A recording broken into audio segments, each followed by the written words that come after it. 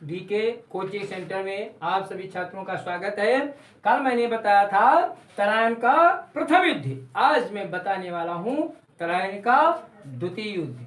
1192 ईस्वी में एक भयानक युद्ध हुआ और एक अनोखा युद्ध। देखिए इसको में क्या होता है। देखिए पृथ्वीराज चौहान और मोहम्मद गौरी का ये युद्ध हुआ तराइन का।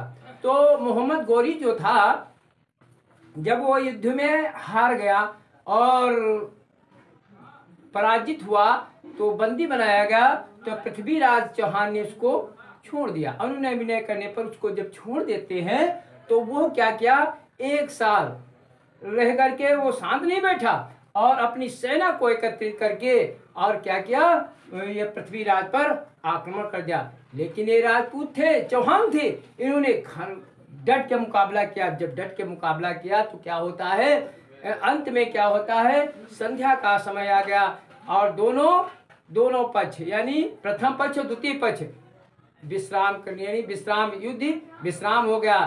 रात्रि को पृथ्वीराज चौहान की सैनिक सोए हुए थे और मोहम्मद गौरी ने दुष्टता पूर्वक, वो तुर्क था और रात्रि में आक्रमण कर देता है। जब आक्रमण कर देता है और तब क्या होता है, जब सो रहे हैं अचानक भगदड़ मच जाती है तो पृथ्वीराज बंदी बना लिए जाते हैं। जब बंदी बना लिए थे मोहम्मद गौरी के सामने लाए तो गौरी ने क्या किया, सलाखें गर्म किया और उनकी दोनों आंखें ऐसे इस प्रकार आंखों में भाला फूंक दिया, वो नेत्रहीन हो गए।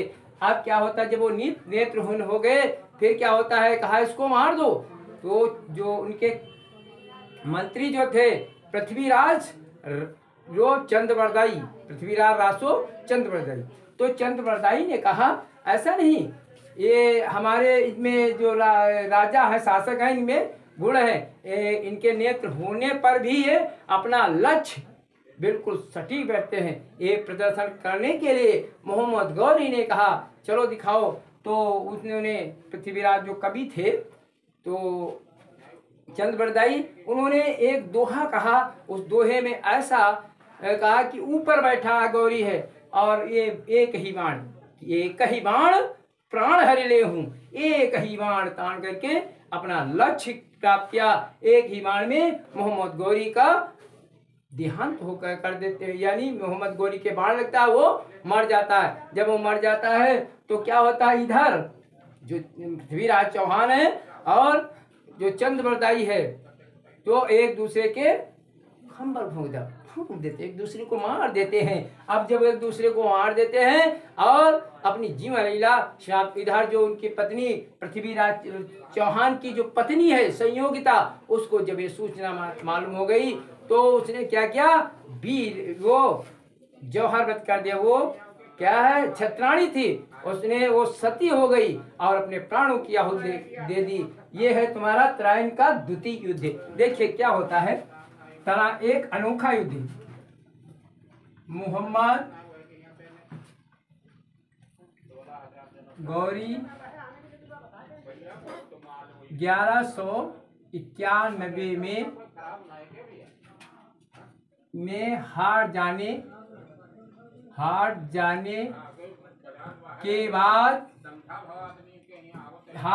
के बाद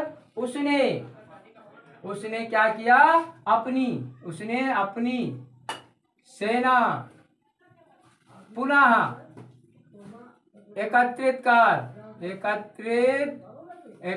करके पृथ्वीराज चौहान पर तराइन के युद्ध में आक्रमण कर दिया। घमासान युद्ध हुआ, दोनों ओर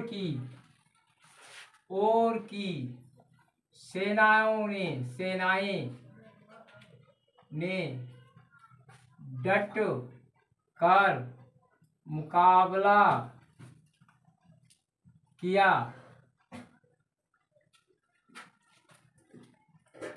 अंत में संध्या के समय दोनों ओर की सेनाएं अपने अपने शिविर में एकत्रित हो गईं। आधी रात को मोहम्मद गौरी की सेना ने पृथ्वीराज चौहान की सेना पर धावा बोल दिया और पृथ्वीराज चौहान को बंदी बनाकर उसके सामने लाया गया। मोहम्मद गौरी वह तुर्क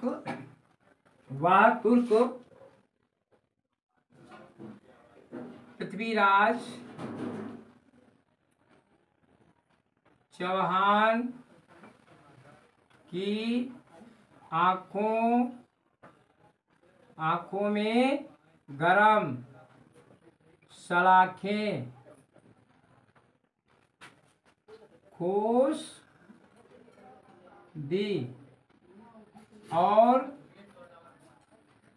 वे नेत्रहीन हो गए। उसके बाद उन्हें मृत्यु दंड देने को कहा। उसी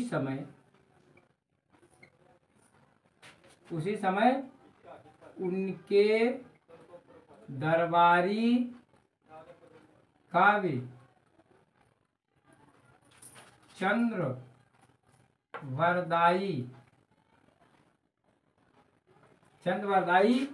ने कहा कि मेरे राजा को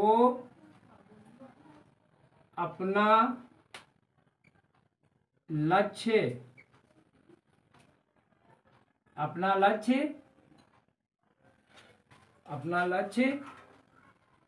बिना देखे कर सकते हैं। वह तुर्क मान गया और ऊपर आसन पर बैठ गया। कवि ने संकेतों से इशारा किया और पृथ्वीराज चौहान ने अपना लक्ष्य साध कर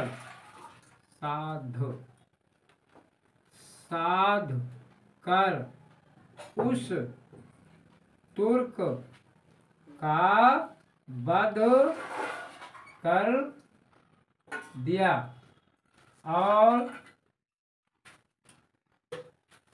वे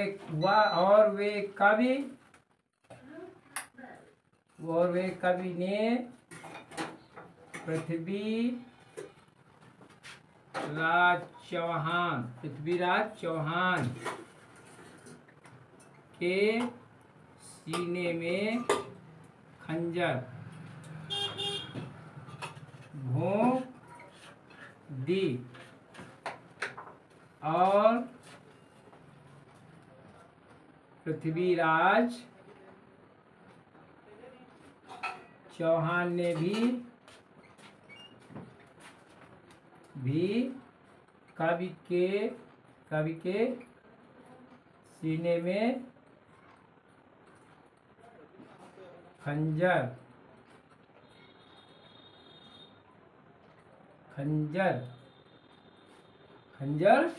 भोंक दी।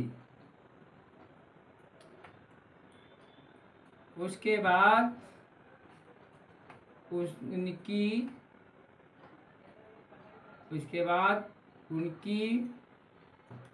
पत्नी संयोगिता ने भी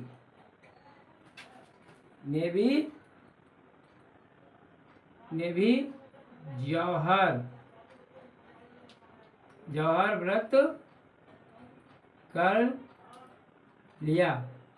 ठीक है, देखिए ये तराइन का द्वितीय युद्ध एक भयानक युद्ध, अनोखा युद्ध। मोहम्मद गौरी 1191 में हार जाने के बाद उसने क्या किया, अपनी सेना पुनः एकत्रित करके पृथ्वीराज चौहान पर तराइन के युद्ध में आक्रमण कर दिया। घमासान युद्ध हुआ। दोनों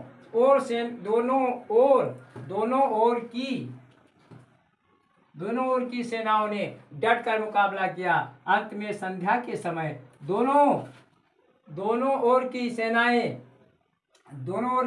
अपने अपने शिविर में एकत्रित हो गई। आधी रात को मोहम्मद गौरी की सेना ने पृथ्वीराज चौहान की सेना पर धावा बोल दिया और पृथ्वीराज चौहान को बंदी बनाकर उसके सामने लाया गया। वह तुर्क पृथ्वीराज चौहान की आंखों में गरम सलाखें खोस दी। और क्या होता है जब खोस दी और वे नेत्रहीन हो गए, फिर क्या होता है, उसने उसके खोस दी, फिर वह नेत्रहीन हो, उन्हें मृत्यु दंड देने को कहा। वो तुर्क नेत्रहीन हो गए। उसके बाद उन्हें मृत्यु दंड देने को कहा।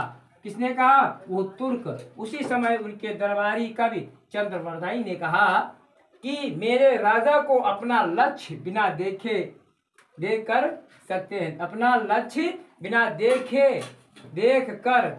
हैं। क्या देख करके?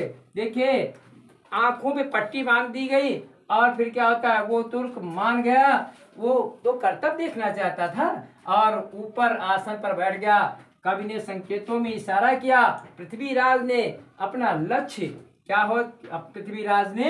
चौहान ने अपना लक्ष्य साध कर उस तुर्क का वध कर दिया और वो कवि ने पृथ्वीराज चौहान के सीने में खंजर भोंक दी। क्या भोंक दी? खंजर। ठीक, अब क्या होता है फिर, और पृथ्वीराज चौहान ने भी कवि के सीने में खंजर भोंक दी। फिर क्या होता है, भोंक दी। उसके बाद उसकी पत्नी संयोगिता ने जौहर व्रत कर दिया, यानी वो सती हो गई। देखिए, आज का वीडियो बहुत अच्छा है, इसको लाइक और सब्सक्राइब अवश्य कर देना। ये तराइन का युद्ध, ठीक है।